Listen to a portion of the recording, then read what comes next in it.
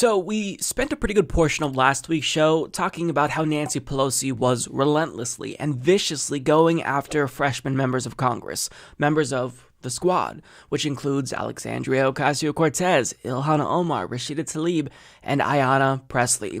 And this week, somebody else in a very powerful position is choosing to single them out and target and attack them. It's Donald Trump.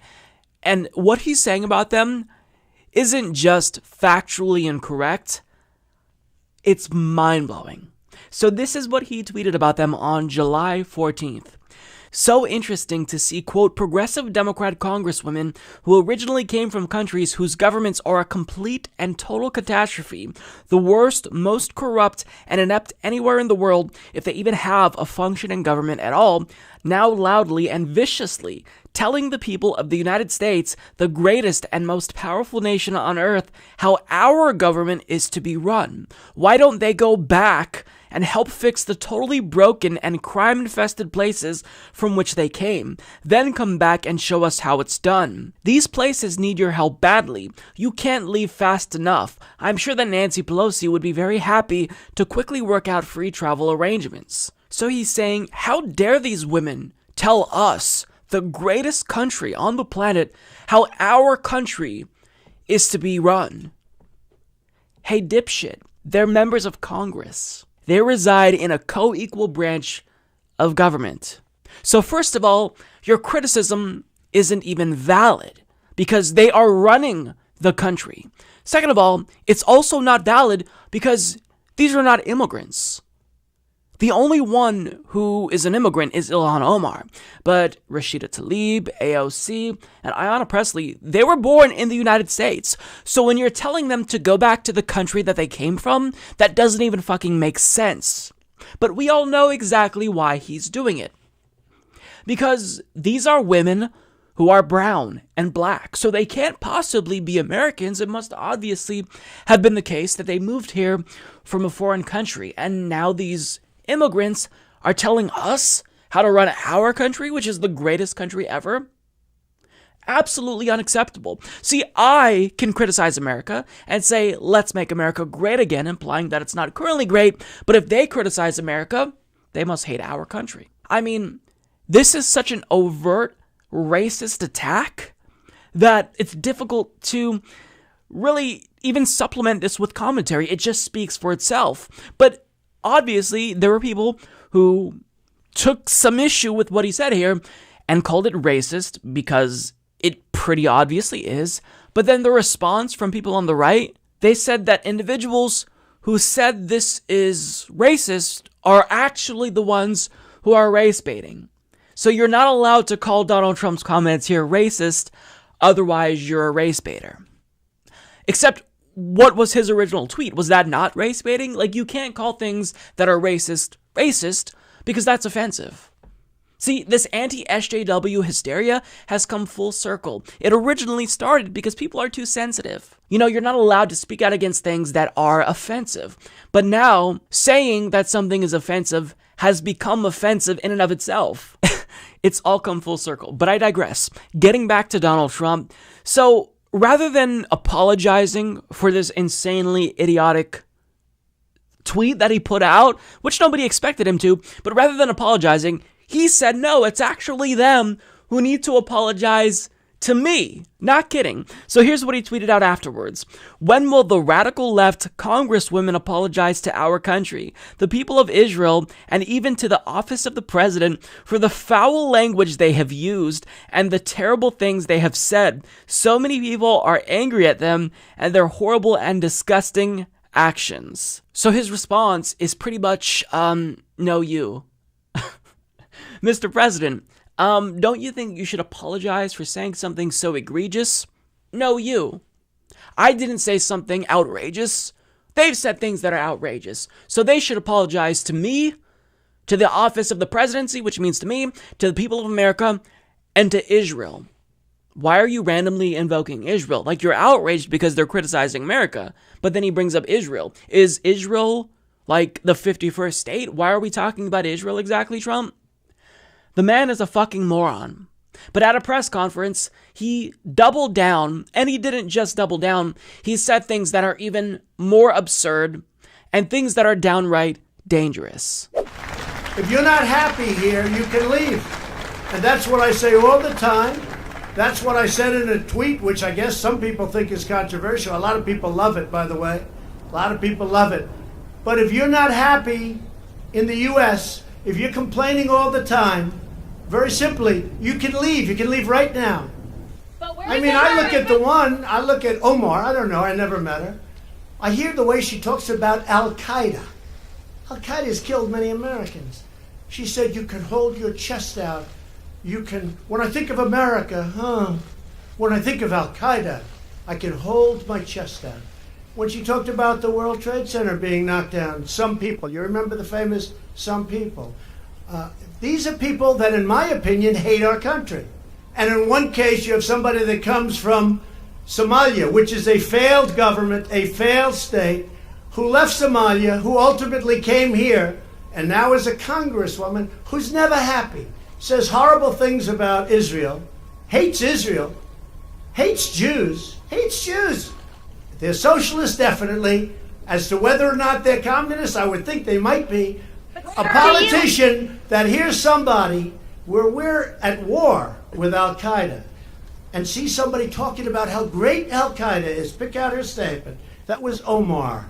How great Al-Qaeda is. Sure. These are people that hate our country. But John, they hate our country. But they hate it, I think, with a passion. Okay. Now, it's possible I'm wrong. The voter will decide. But when I hear the way they talk about our country, when I hear the anti-Semitic language they use, when I hear the hatred they have for Israel, and the love they have for enemies like Al-Qaeda, then you know what? I will tell you that I do not believe this is good for the Democrat Party. It doesn't concern you that many people saw that tweet as racist and that white nationalist groups are finding common cause with you on that point? It doesn't concern me because many people agree with me.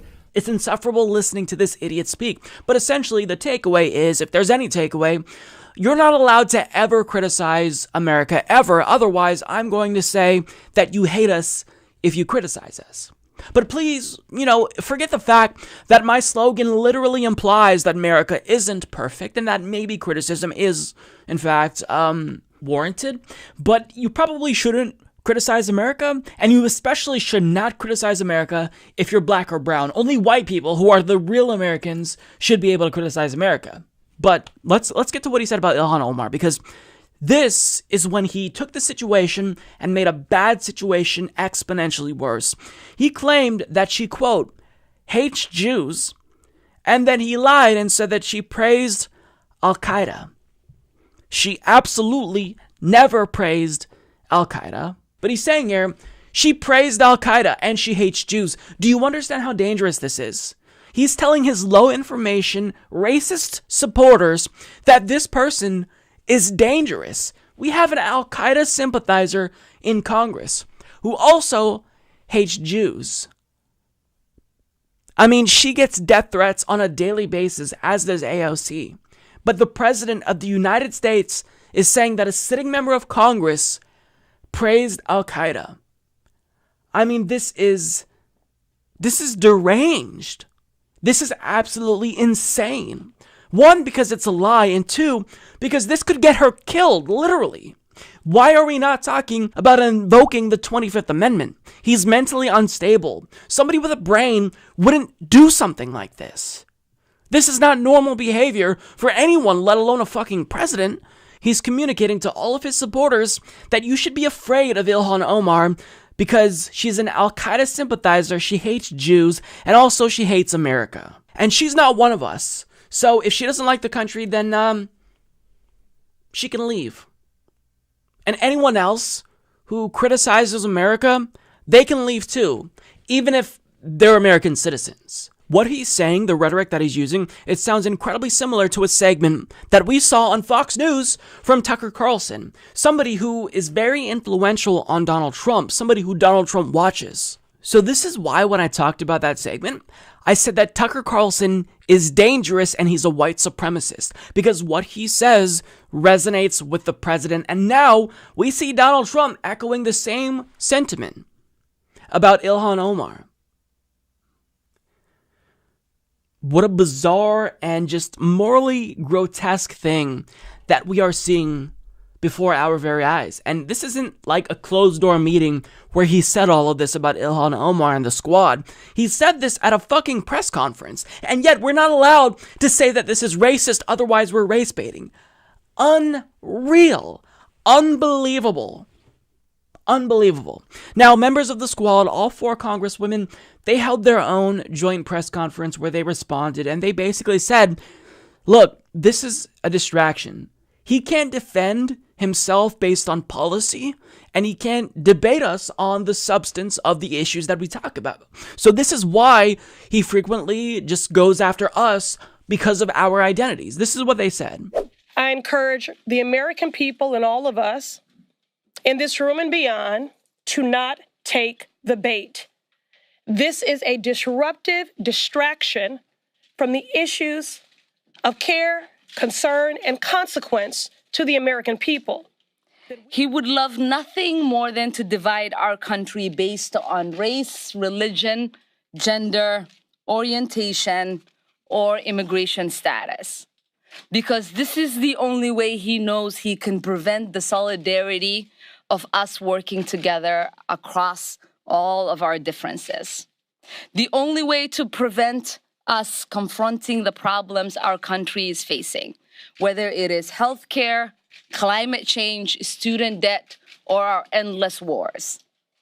I am not surprised that he uses the rhetoric that he does when he violates international human rights and takes thousands of children away from their families. I am not surprised that he has turned our public education system under the leadership of Betsy DeVos into a cash cow to enrich himself and his friends. I am not surprised when he corrupts via the Secretary of Transportation. I am not surprised at what he's doing. But I also know that we're focused on making it better because we don't leave the things that we love. And when we love this country, what that means is that we propose the solutions to fix it. We cannot allow these hateful actions by the president to distract us from the critical work to hold this administration accountable to the inhumane conditions at the border that is separating children from their loved ones and caging them up in illegal, horrific conditions.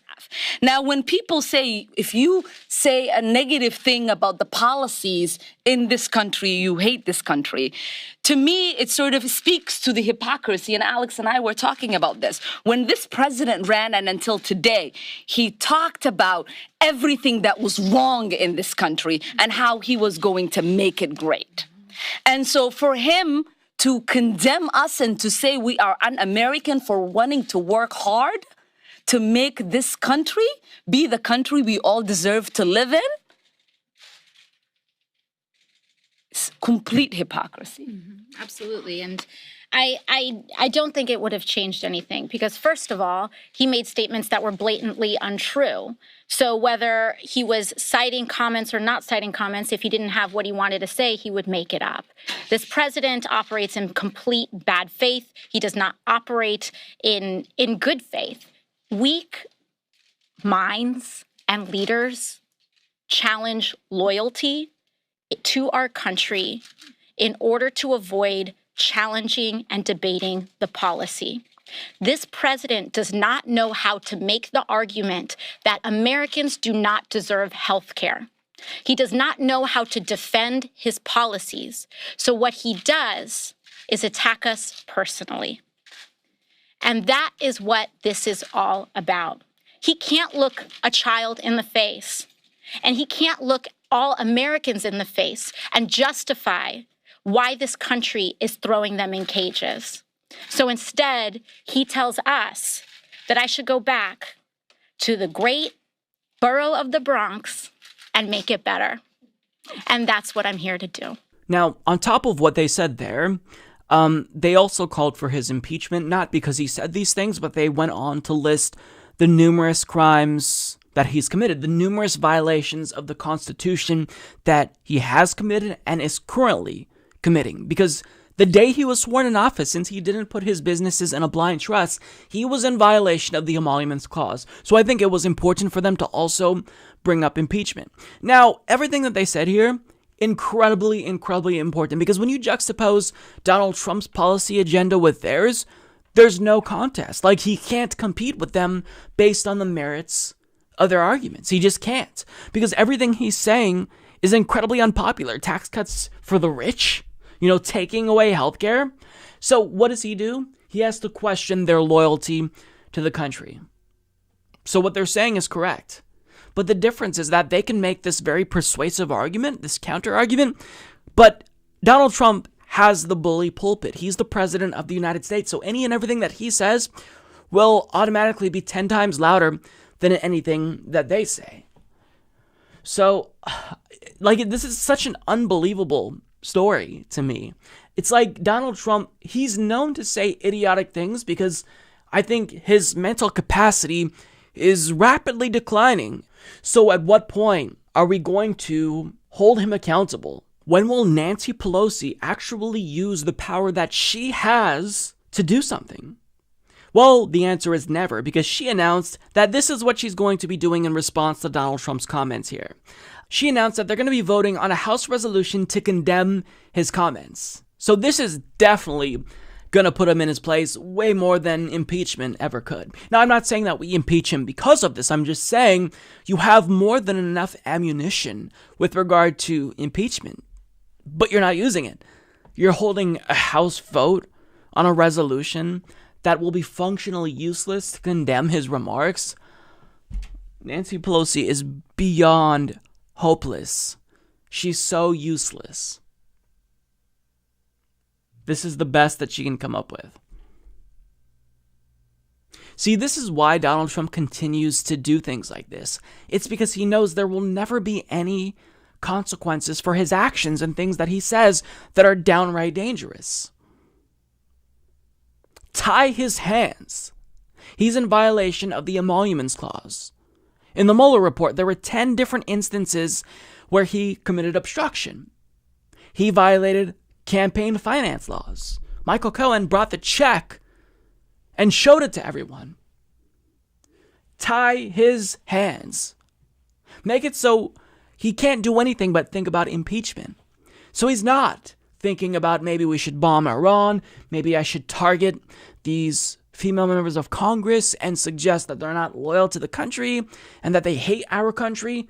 Tie his hands. So all he can focus on is impeachment, not only because morally and legally speaking, that's the correct course of action, but because also as a strategy, it's the right thing to do. But of course, you can never expect Nancy Pelosi to do the right thing because her donors don't want her to impeach. So she's going to listen to them over everyone else. But I don't want to make this about Nancy Pelosi. This is about Donald Trump, and what he said here is downright dangerous.